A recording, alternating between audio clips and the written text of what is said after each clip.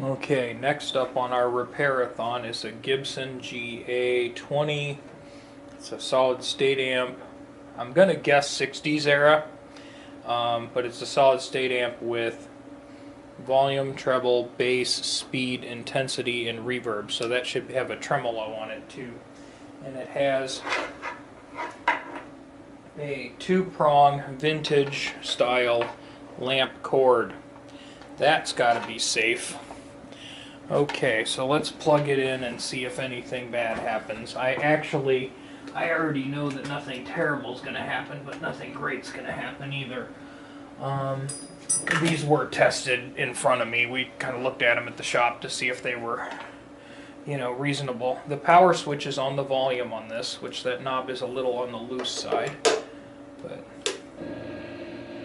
okay, so our reverb didn't work at the store, but it does now, and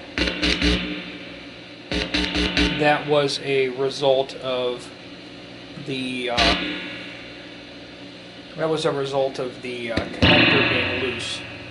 But I need to see if the tremolo wants to work.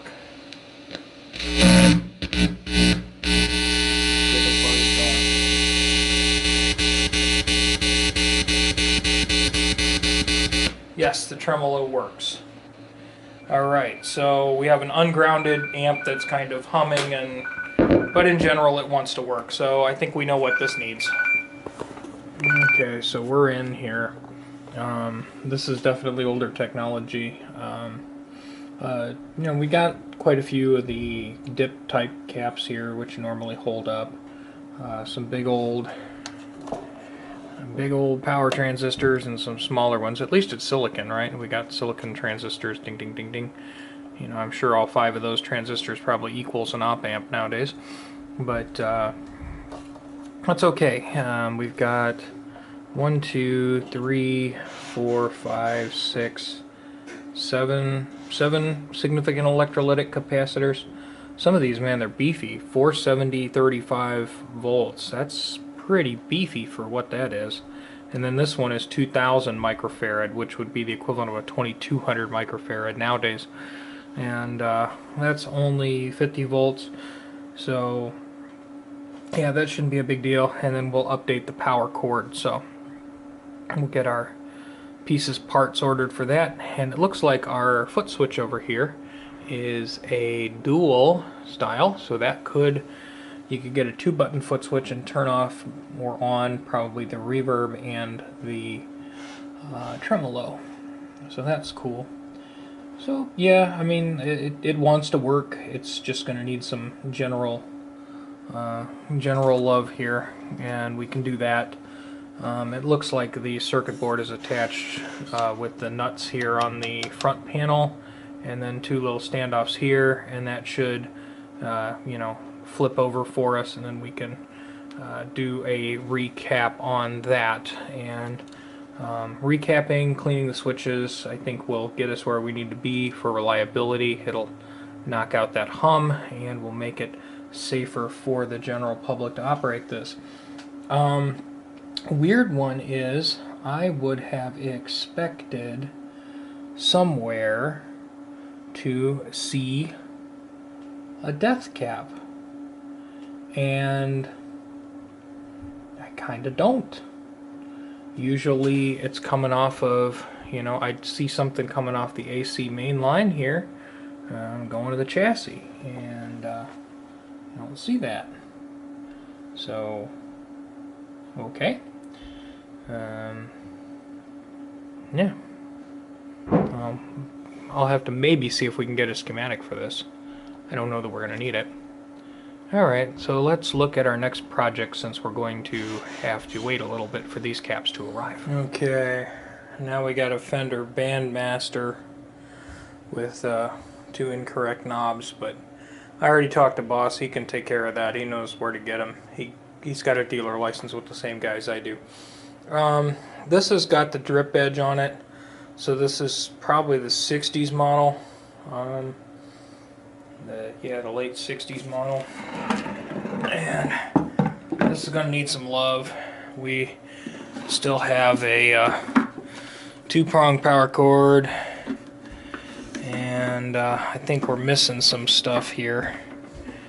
Let's see, let's pull that out. We are missing a power tube here, and looks like one of our 2 switches has been changed, but if it ain't broke, we're not going to fix that. If the switch works, it works. We're going to have to see what our capacitor situation is. And it looks like, I don't know if it's just the year or if it's just, you know, what it is, but these are flat head screws rather than the what I would be expecting. I would have been expecting the Phillips with the rings on them. That may be just a quirk for the said year, or somebody who was here ahead of me decided that was a good idea. But we're going to have to pull the chassis here and get an idea of what we need to do. And we'll put a couple of power tubes in here that work, and then we will turn it on and see if it decides to explode. Okay, so the pilot lamp is blown out, but it does turn on because the tubes are glowing. And it was missing the fuse, so I put a 2-amp regular fuse, not the slow blow. That might cause it to go poofy when we flip it onto off a standby, or it might not. Let me turn down the volume just so I don't shock myself. And flip. Oh, and it went. And I think it did probably pop the fuse. Yep. Maybe. Oh yeah. Because of that surge. I'll bet you that popped that fuse. So, that's okay. Okay, so it's allegedly on right now. There's a little bit of hum from my speaker, and that's okay. It's very, very minimal, actually. I would have figured that this thing would have just been an absolute humbucket. If this has like the original filter caps in it, I would have really expected this thing to be a humbucket. But it's not acting that way at this time. I know there's output to the speaker, or at least a little bit, because of the, you know, if you put your hand on the cone, you can feel the hum, or feel what's there. It's at least activity. Let's try the regular channel. Oh yeah. Okay.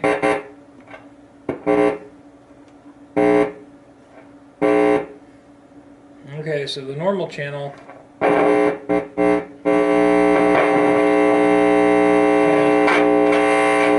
Okay, the normal channel works.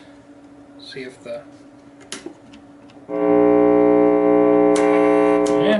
normal channel works. Let's try the vibrato channel. Very crackly volume. Like really crackly.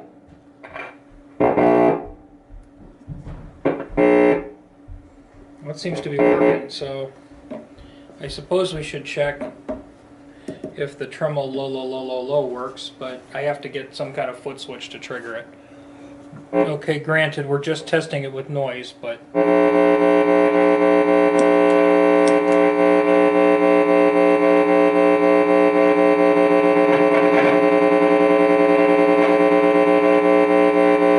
okay, so the tremolo in this does work, so cool.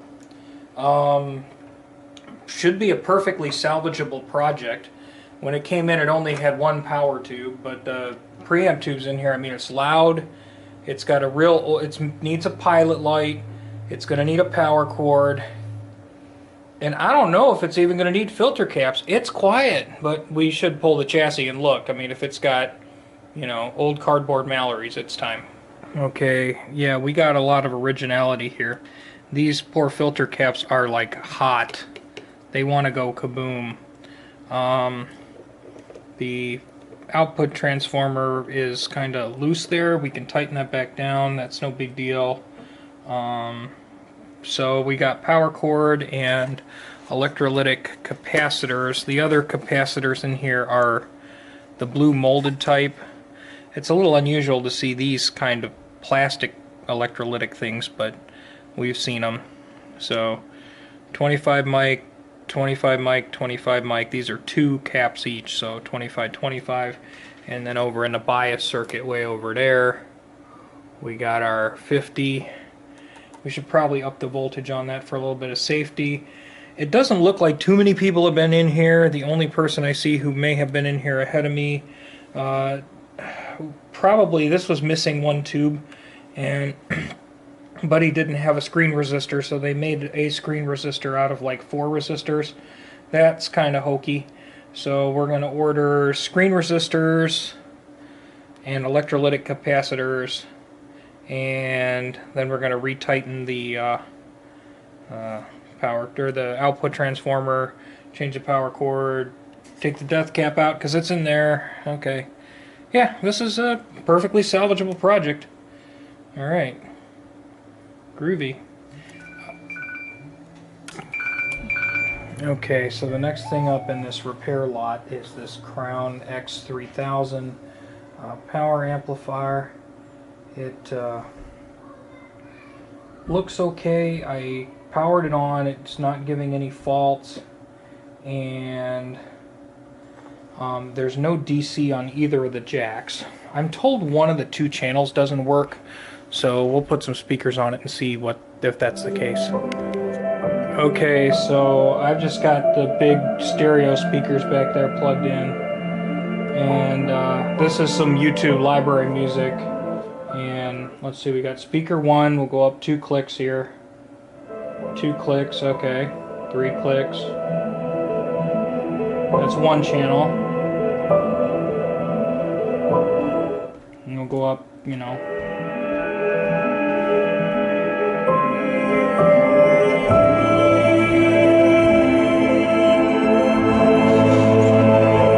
I don't know, man. This doesn't sound like a broken amplifier to me. Sounds like it's working. Let's go pick another song. These are YouTube audio library tracks. So.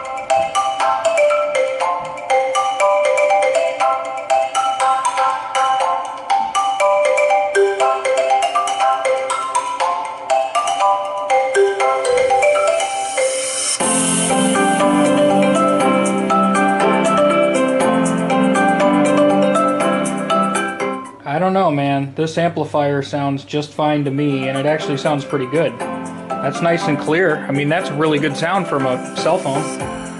Okay, so I guess we call the boss and say, boss, what is supposed to be wrong with this amplifier? Because it's not broken. Okay, so I've left this amp on for like an hour or so, and I switched it back to YouTube library, but I've been playing it. I can't find anything wrong with it. It just works.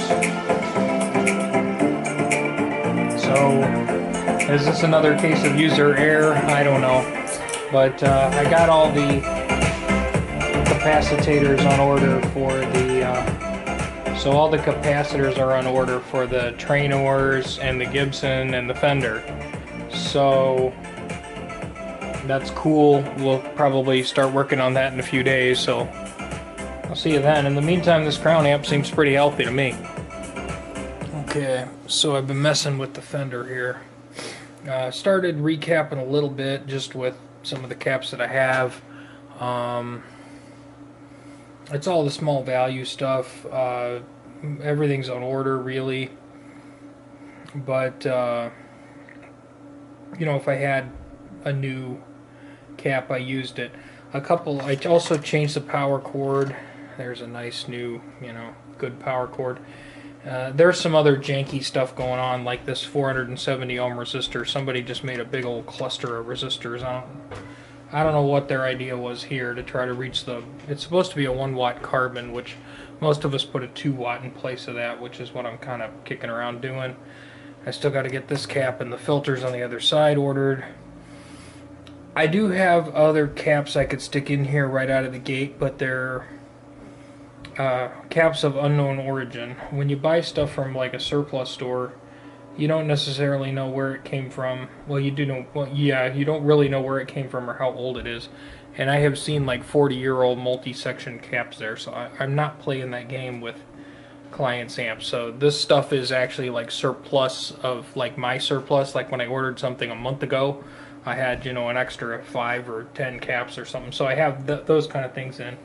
So I've done the power cord. I took all the def cap switch and all that crap out of the circuit. Pilot light, I changed the bulb. I had to retighten both the output transformer and the power transformer. And this power transformer has rubber coated wire on it, which makes me think this might not be an original power transformer. It's older. It's an older power transformer. But we've got ground lugs, 1, 2, 3 ground lugs over here, and all the bolts on both of these transformers were like not tight. So great. So we've got that all tightened down, and I've got a, you know, a 3-prong earth grounded cord, and I've got all this happy stuff hooked up. So, you know, and I went through and cleaned all the pots with our magic sauce. We have our Max Pro electrical lubricant and our Max Pro contact cleaner. You can purchase these from my Reverb store. Yeah, it's expensive, but the cans are like 3 times as big as Deoxit, so you're getting a good value for your money. That's where we're at. So, oh, and I tested the tubes. The 6L6s that I'm using on this were from that twin reverb before. There were 2 good matched ones in there, so we're using those. Save dude some money. And 2 of our 12AX preamp tubes failed. One just flat out failed. I think it was a GE that had the Fender brand on it, and the other one was an RCA, and it tested weak. But the Sylvania and the other RCA both tested just fine. So 2 out of the 4 preamp tubes are getting changed. The 6L6 that was some mysterious ratted brand, whatever was left in here, was that was actually okay. But I want to zoom in down here. I want you guys to see this cluster, and I'm not using cluster as a swear here. I'm literally using it as a cluster. If we come down here to where there should be a single 470 ohm resistor, see, there's a nice big carbons.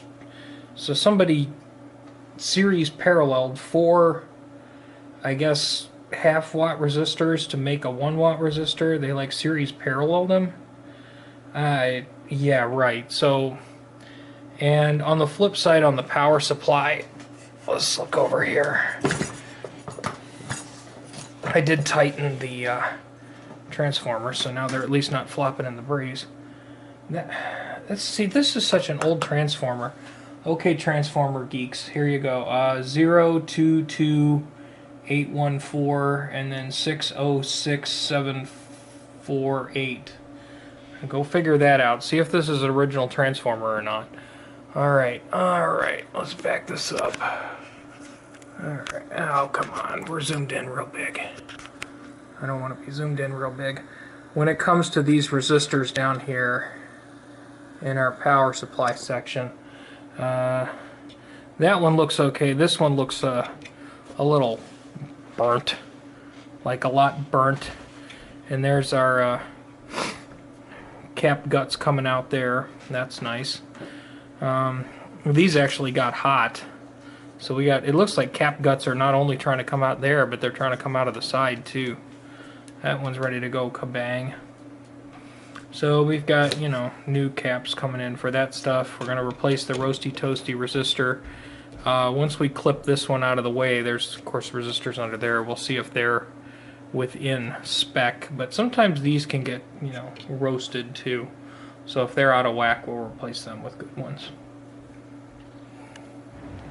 Okay, so here we are a couple of days later. We've got some tubes that we needed for this Fender because it's got some couple bad ones. We've got capacitors and resistors and knobs that we need for this Fender because it needs them. And yeah, so I think we're going to be in good shape here. That's a nice speedy delivery from our friends at CE Distribution. If you as a general public want to buy stuff from them, you can. You just go to amplifiedparts.com and you will find their stuff. So we're going to continue with our recap. We've got this one, and then I've got these two resistors on this side, and then we're going to flip. Okay, so I don't know what this cluster frig of, this is supposed to be 470 ohms, and this cluster of resistors makes 470. So at least whoever did this stupid looking cluster at least knows what the value is supposed to be. But the carbon resistor on the other side has gone up in value to 598 ohms, so we're just going to change both of those with a proper resistor. That cap's already done. Okay, so barbecued resistors have been replaced. Power cord has been replaced. Caps inside have been replaced, so now we're going to flip and we're going to go and deal with those caps. Okay, let's try that again. So top side or bottom side here, whatever, doghouse side. Originally 20, 20, 20, 70, 70. Now it's 22, 22, 22, 100, 100. Voltage was 500, 500, 500 originally, still is 500. These were originally 350s, now they're 450s. These are in series with each other, so they essentially have to add up to 700 volts. The originals were 350, so that would have added up to 700. Now they're 450, so it adds up to 9. Yeah, that's right. So a little bit stouter set of caps than were originally in here. I'm going to screw the doghouse down. We did have to replace this 1K resistor because this one was way out of tolerance, so we've had 3 resistors. 2 power tubes, 2 preamp tubes, a lot of capacitors, and a partridge in a pear tree. We'll put the knobs on and I think we're going to have a good amp. Okay, so we're back operating. I do have the tubes back in it. I checked the bias. I made one of these little vibrato plugs so you can use it without the foot switch. So yeah, a lot has happened. 1, 2, 3, 4, 5, 6 caps on the top side, 2 resistors on the top side, a pilot light, and then on the flip side we had 1 resistor and all the filter caps. Had to tighten down the transformers, they were loose, reestablish our grounds, take out the death cap out of the circuit anyway. It's still physically sitting in there, but it ain't doing nothing. You know, kill this ground thing so it doesn't do anything. Change the fuse back to the appropriate 2 amp slow blow. If you don't have any slow blows and you're just testing, you can go with something a little bit like a 2.5 fast blow just to check. Especially in the case where you had something that, you know, obviously had a bad tube or something where it has like 1 tube in it. So, you know, use your Variac, be safe. But everything is working, the bias is fine. I did do a little noise check on it. So I'm going to put this back in the cabinet and call it done, and we'll play it for a few minutes just through you know, our junk speaker here that we use at the bench. It's going to have no cabinet. It's probably going to sound like poo, but you know, it is what it is. We're just checking. And as far as the hum goes, this amp doesn't hum, which is great. It's virtually silent until you actually go to play it, and then it sounds fine. Sounds like a Fender, you know, big and loud. So yeah, it's a win. Alright, so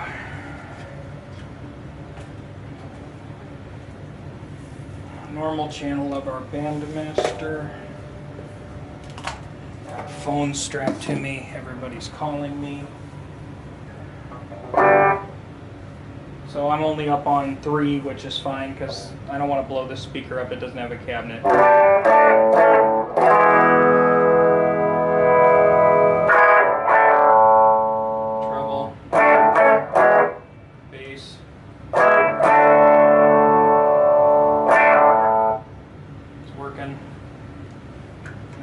Trim channel. Trim channel's a little quieter. That's kind of normal because a lot of these have a tremolo, but we're talking a half a number.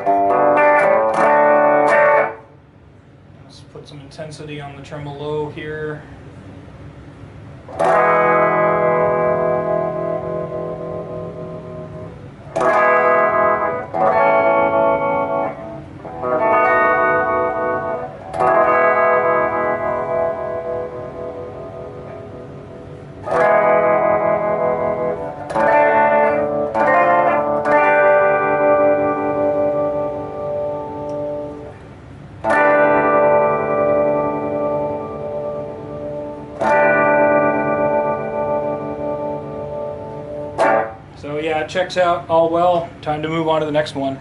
Okay, so now we're going to start on the Gibson here. It's got lamp cord for a power cord. I already screwed down a grounding tab over here so we can do a 3-prong. I have a feeling my 3-prong might not fit in that strain relief, so we'll do the we'll make a method to make that happen. But we're going to be putting a typical 18 gauge grounded power cord on it. You know, good stuff. Make it safe. And then we're going to start recapping. I already have a few of these capacitors, but not all of them, so I'm still awaiting a few of them. Okay, so I got the power cord changed over here, you know, 1, 2, 3 pronger. And I got it all situated in there, and then I over apple carded the PC board here. Check out that PC board, man. This is the way I wish all PC boards are made. They're big, they're easy to work on, it's lead solder so it's not cracking. It's good. So I've already got some of the capacitors. I'm going to start on what I got. Okay, just so you know, I'm not out to lunch. This is supposed to be a 25 microfarad 50 working volt capacitor. It's testing as a 42 microfarad, meaning it's leaking and it's taking a lot more of a charge with an ESR of 1.2 ohms. Don't even bother to test these things. I mean, they're, you know, 50-year-old electrolytic caps, and they're, you know, cheap, so just change them. Okay, here's another 100 microfarad capacitor from Japan, 510 microfarad.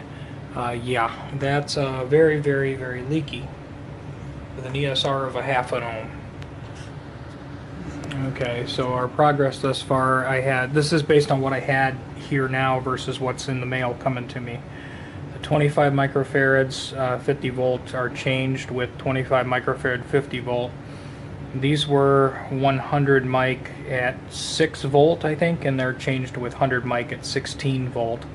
So we're still waiting on a 2235, which is probably going to be replaced by like a 2250 or 22050, maybe, whatever I had available. I had to look at what was at the store.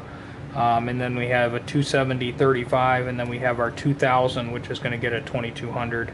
I found a snap cap that I think will kind of fit that ring. So that's that, and I went through and I cleaned the pots up here, so that's done. We got our 3-wire grounded cord, so I think we're in okay shape. Soldering on this board isn't bad at all. The only awkward one is this 100 mic capacitor. Actually also has a resistor and a ceramic capacitor going through the same hole, so that's the only tricky thing I have seen so far.